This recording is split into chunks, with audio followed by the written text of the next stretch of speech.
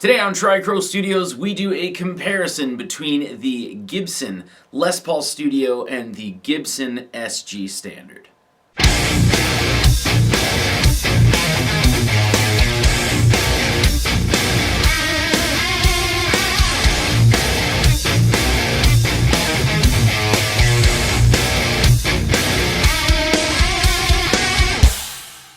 A couple of very quick and important notes here before we get into the 5 sound samples, which does conclude with a full-on metal sound sample. So the first thing I want to go over here is I always do all of my videos in a sort of a mix. So I'm basically doubling the guitars and you're hearing it along with the drum track. The reason I do that is because that's how I like doing things. It's my channel, I can do what I want kind of a deal. And that's kind of how I like to hear the different guitars. That's why I buy so many different guitars, to use them in recordings and playing and stuff like that. If you don't like that, that's not a problem. I highly recommend clicking off of this video and then going to a store and trying out both instruments yourself. That's really the best way to do it. So the other note here, don't use YouTube videos as your sole decision for why you're buying a guitar. Make sure you want the guitar, number one, but make sure you're actually going and playing the different guitars that you're interested in. You could walk into a store thinking I'm going to buy this guitar or that guitar and walk out with a completely different one because you've bonded with that instrument. So play the heck out of them and find which one speaks to you. That's the best way to do it. Last thing here, this is a 2013 Gibson Les Paul Studio. It has all of the same specs as the current model. However, this one here has a granadillo fretboard, Kluson vintage tuners, and a Corian nut.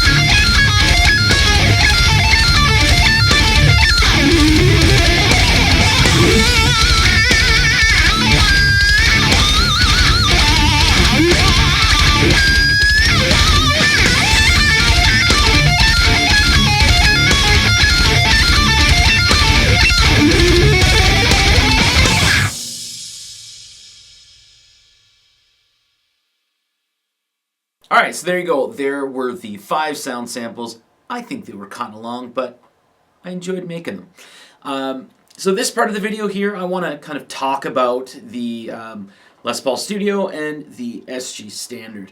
So this is a 2013 Gibson Les Paul Studio. Again, all of the same specs as the current model. So you do have the 498T in the bridge and the 490R in the neck.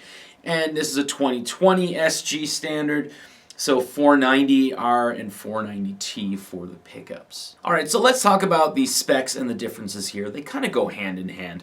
So major difference in size. We got the Les Paul here, quite a bit thicker. You can kind of consider this like a slab of mahogany with a carved top placed on top of it, whereas this is a carved slab of mahogany, if that makes any sense. Both of them have the same kind of control layout. However, this does have the push-pulls for your coil tapping on both pickups. They both have the two pneumatic bridges. Neither of these have the ABR1. They both have the Nashville style. So like all the 6 pieces there, saddles, are facing the same direction. Again, we talked about the pickups, so 498T and 490R. And this one here is 490R and 490T. Normally these would both have rosewood fretboards, but again, this is a 2013 model. This has granadillo fretboard. It's very hard to tell that it's granadillo, but one thing to mention. But normally they do have, both have rosewood fretboards. There's binding on the SG Standard, not on the Studio, the Les Paul Studio. Both of them have the same trapezoid inlays, and nowadays they both have Grover tuners, whereas this one here has Kluson. Neck profiles. The Studio has a slim tapered neck, whereas the SG has a rounded neck. Now with a Les Paul, a lot of people find this an extremely comfortable instrument to play, but a lot of people do find that it can be a little too thick. Now a Studio has a lot of weight relief in it, so you're not going to find that this is ultra heavy. You'll actually find that it is quite light, not as light as an SG. However, it does sit rather well with you when you're playing. You will find that compared to an SG, it is kind of shifted further this way, whereas an SG, everything kind of feels like it's shifted this way. Very comfortable to play both rhythm and leads on here. I find it's a little more juicy when you're digging in on a Les Paul playing some leads.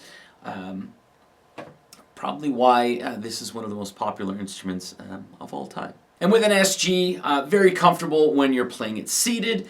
Everything kind of does sit ergonomically properly. You will find that there's a little more body to it, of course, because it has 2 horns rather than just the little tiny horn at the bottom. So it may kind of cushion into your boobie while you're playing.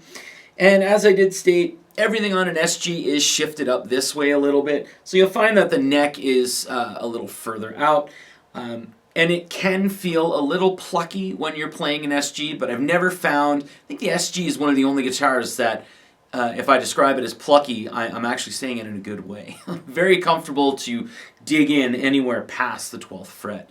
Still comfortable up until it, but I find if you're really getting into things on an SG when you're playing leads, it's really, really good and really, really comfortable.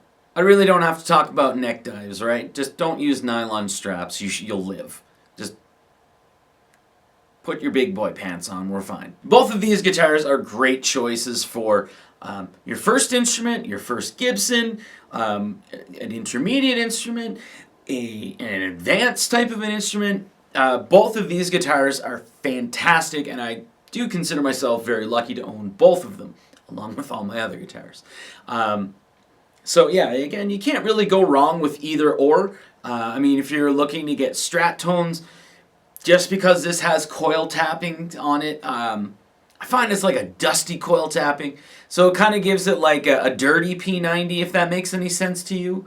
I've always found with the coil tapping on Les Pauls, sure there's something out there that I haven't played that's a little better, but if you're looking for Strat tones, you know, go buy one of these and then go buy a Strat, I guess. I don't know.